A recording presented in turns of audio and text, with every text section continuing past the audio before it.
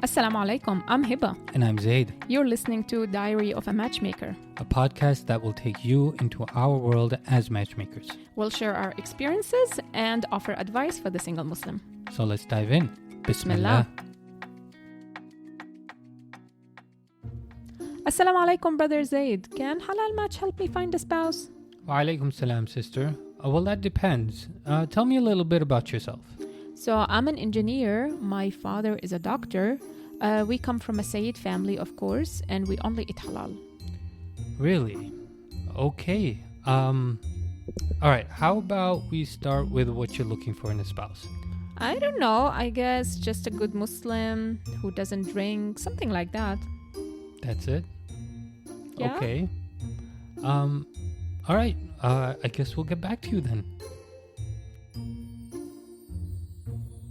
Assalamu alaikum, everyone. Welcome to another episode. My name is Zaid, and on the other mic is my wife and co-host Hiba. Assalamu alaikum. Water break.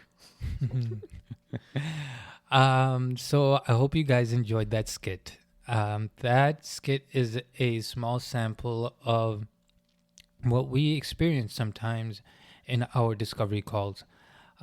We've seen so many different things, from people opening up their hearts and sometimes crying on the calls to having a very clear sense of what they're looking for in a potential spouse. And sometimes people are just starting their journey and they need some help trying to figure out who they might be compatible with. So in this episode, we'll be doing a deep dive, inshallah, of how our process works, how dedicated we are to our clients, and how truly, and not saying this to brag, but we truly do go above and beyond for our clients. So let's start with the discovery call stage. The purpose of the discovery call is just to introduce ourselves, to get to know the client, and make sure that we are somebody that they feel comfortable working with, we are somebody that they feel that they can trust, somebody that they can work with on a long-term basis. Well, that's more for us to see because we know this is going to take some time. Right.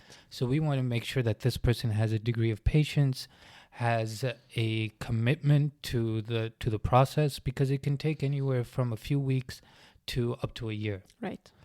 What else are we looking for in this call?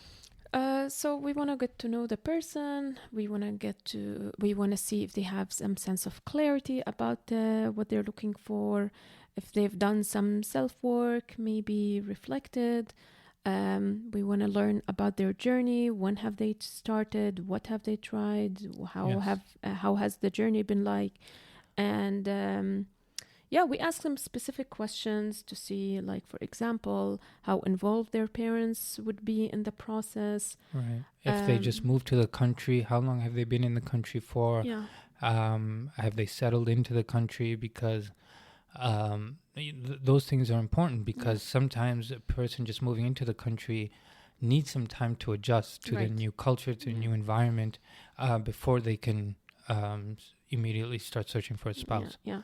Then, of course, we ask them what they're looking for in a spouse. And most of the times we get generic answers, like a good practicing Muslim, until we start asking more specific questions. Yeah. And the answers we get, like, they vary. And it's mostly girls, mashallah, who taking the time to do the work, and they have very clear idea about what they're looking for, about expectations, responsibilities, lifestyle. And sometimes it's similar to the skit you heard in the beginning, where they have no clue about what they're looking for. And that's fine. That's fine. And with guys, it's not that far off. Guys, usually they say, I want a practicing Muslim girl, someone that wears hijab, someone who's mature, is looking to have children, somebody who's not too career-oriented, because, let's be honest, some guys really just want somebody who's going to take care of the home. Not that they're against a working woman, but a girl who's going to prioritize the home. Yeah. So that is something important that guys are looking for. And in the second part of the call, we explain how our service works, We explain our expectations, what can a client expect from us, what we expect from a client. What else do we explain about the fees, of course. Yes. And I think that's it, right?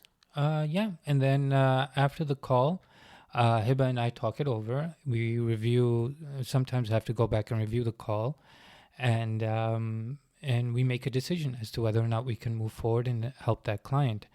And if that client wants to move forward with us, they receive two things. One is a contract that outlines everything that they can expect from us, and what we're expecting from them, as well as a registration form. Now, if you're a Daisy listening to this call, it's not a biodata. It's much better than a biodata. Much different. Much different. It's very detailed. This registration form takes nearly an hour to complete. Now, on this registration form, it's essentially two parts. The first part is basically the superficial stuff. Your age, your citizenship. Are you a Canadian citizen? Are you a U.S. citizen? Because that is important for some matches. Your ethnicity, Your height, all of that stuff. And then the next step is, what are your values? What are your goals? What are your religious expectations? What are your... we even ask a kind of a funny question about diet, right? Like if you were to go to a grocery store and buy 5 things, what would they be? Because, some girls and guys are looking for somebody who is mindful of their health. Your three strengths, 3 weaknesses, or things you're working on improving. What challenges have you faced in your journey to marriage? These questions help us to understand this person, their personality, and it just forms a full picture. We also ask scenario-based questions to see... Yeah. So that's the next part I was going to get to. Go ahead. To learn more about their values, about their parents' expectations from a spouse. So let's give an example of a scenario-based question. What is one we ask girls? We ask girls, if my husband comes home from work one day and says, I'm sick of my job, I want to quit and start my own business, what would I say? And most girls, as I can see, they have a more cautious approach. Some will say, I will support you. I will, I don't know, maybe work another job to help you achieve your dreams or something. I think I asked you this question when we were going through our courting phase, right? Did you? A similar question. Yeah.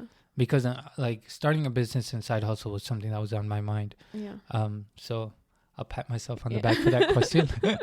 I think you asked me an interesting question because you're still interested in theater and pursuing an acting career. And you asked me if I'm open to live a nomad lifestyle for a year where you can go and perform in different festivals and plays and stuff. Remember?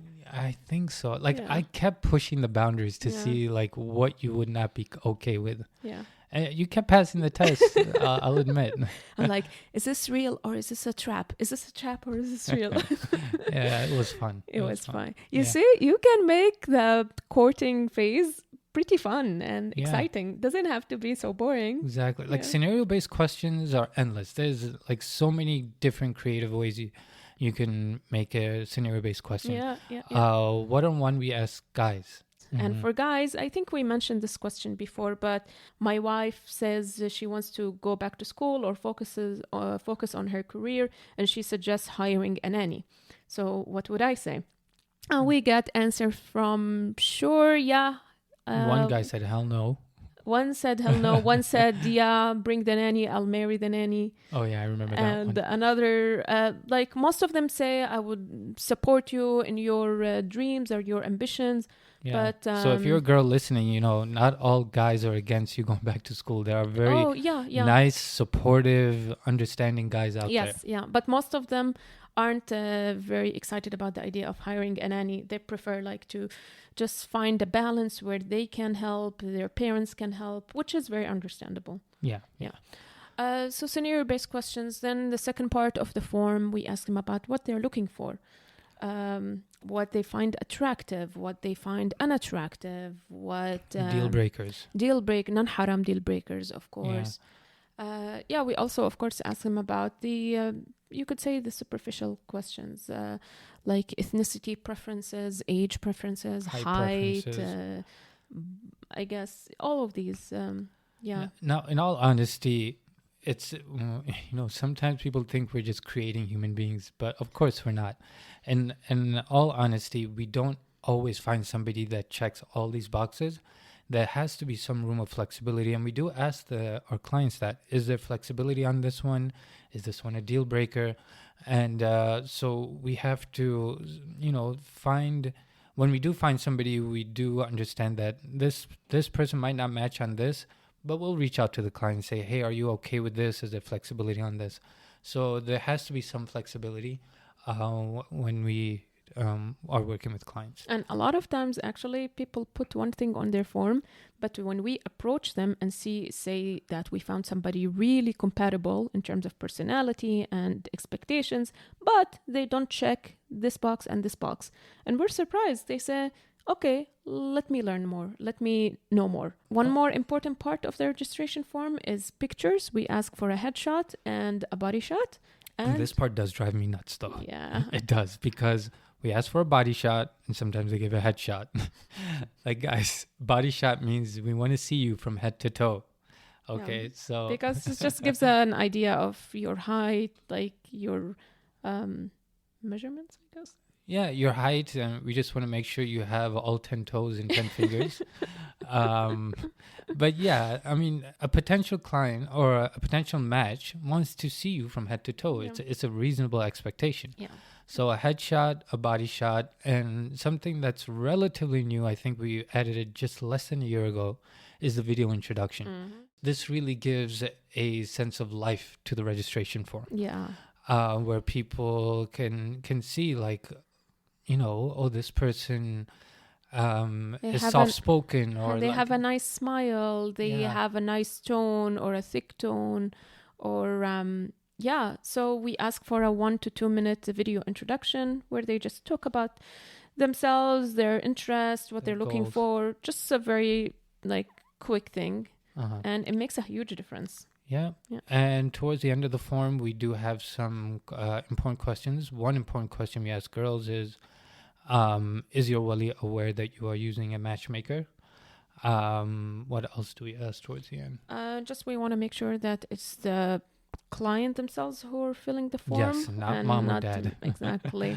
So once that's submitted, then the searching begins, and then that's the fun part. So we go through our database, we compare forms, read all the forms, and just make sure that they're compatible on the surface level stuff and the deep level stuff. Yeah, and the important thing to note is that it's all done by hand. It's all done manually, we have a system where Hiba reads the guy's form and I read the girl's form, because obviously I'm going to think, I'm going to be reading the form thinking like a guy.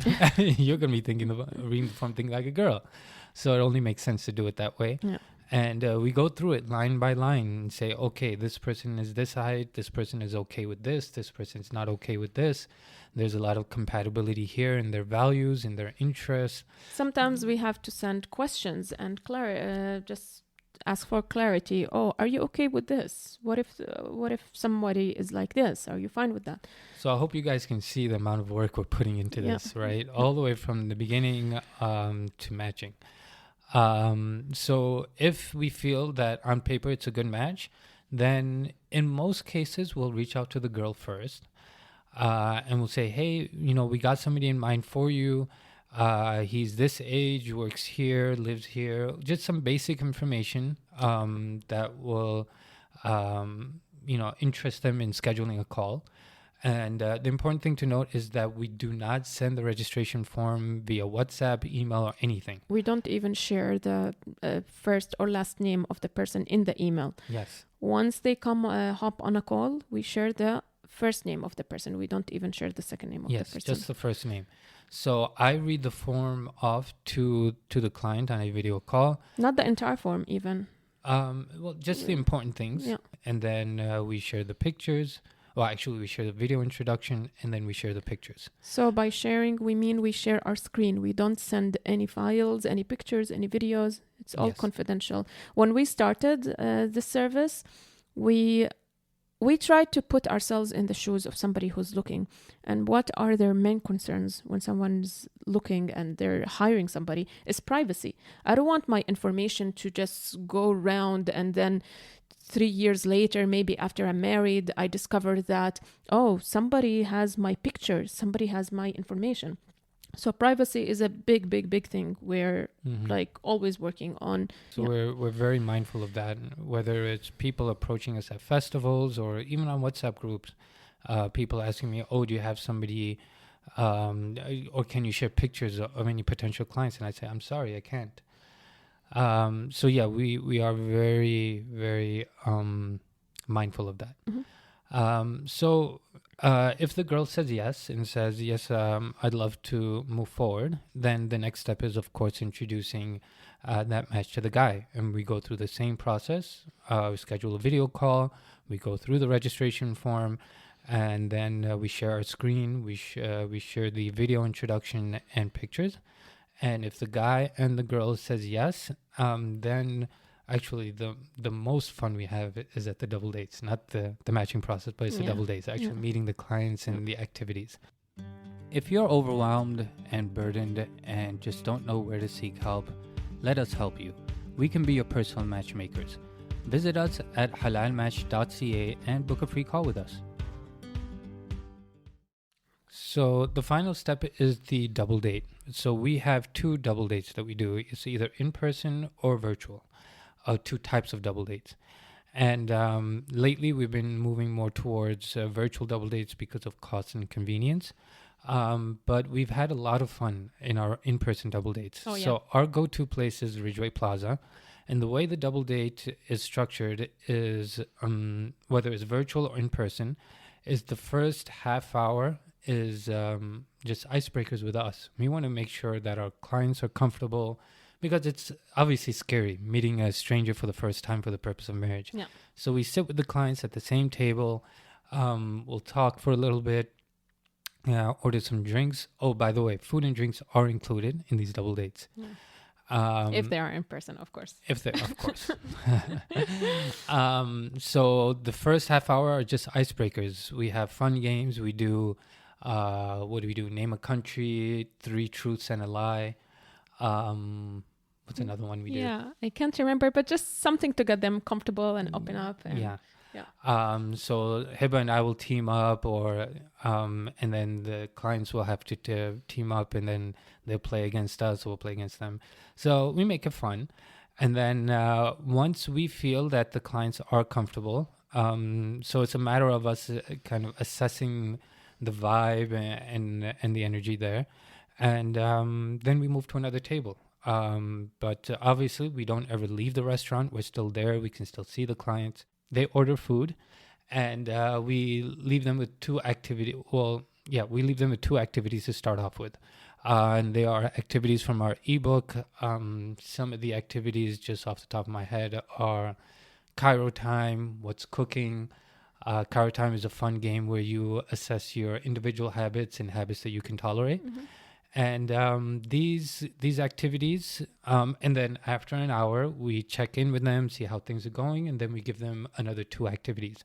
The activities provide them enough stuff with to carry them through the double date, so that they're not just like sitting there looking at each other's faces awkwardly. And it's not just to carry the date, but also so they actually get to know each other, at least get to know each other enough to assess, do I have enough in common with this person to continue talking to them and exploring this? Or no, they are completely not my type and there's just no reason to keep this. Yeah, so the one thing I forgot to mention is that even before we schedule a double date, we have a coaching call, which is very important.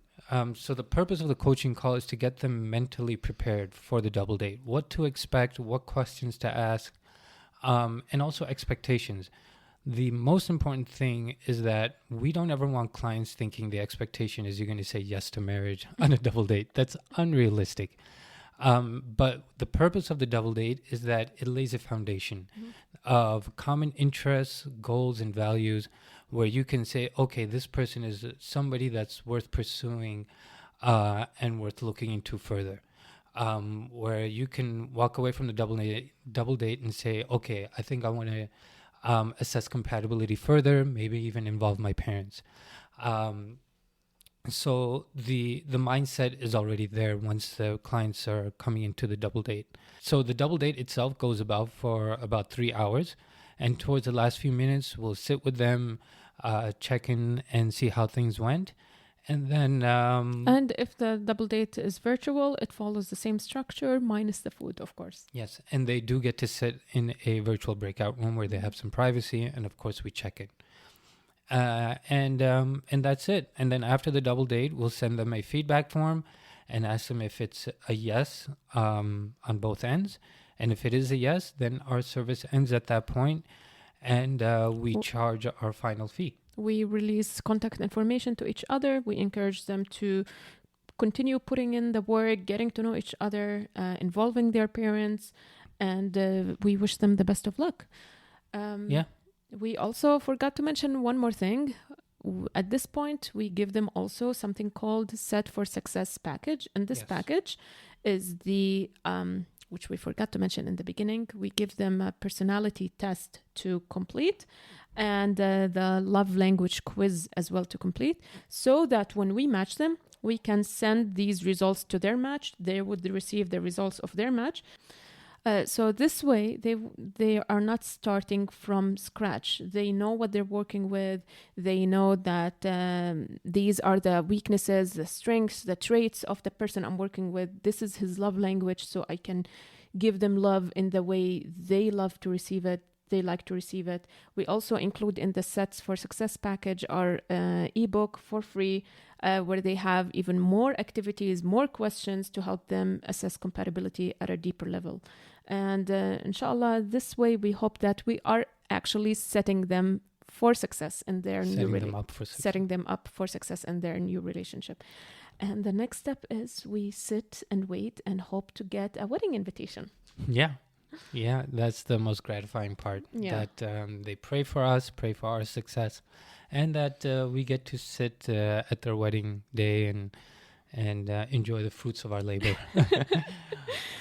So I hope you guys get to see that, how invested we are in this work, how much we care about our clients, and how seriously we take this work. So even if you are not in Canada or the States or the UK, where we mainly work with clients, what can you take from this episode? There are ways to assess compatibility in a fun and interactive way. In a halal way. In a halal way as well. There are great services out there.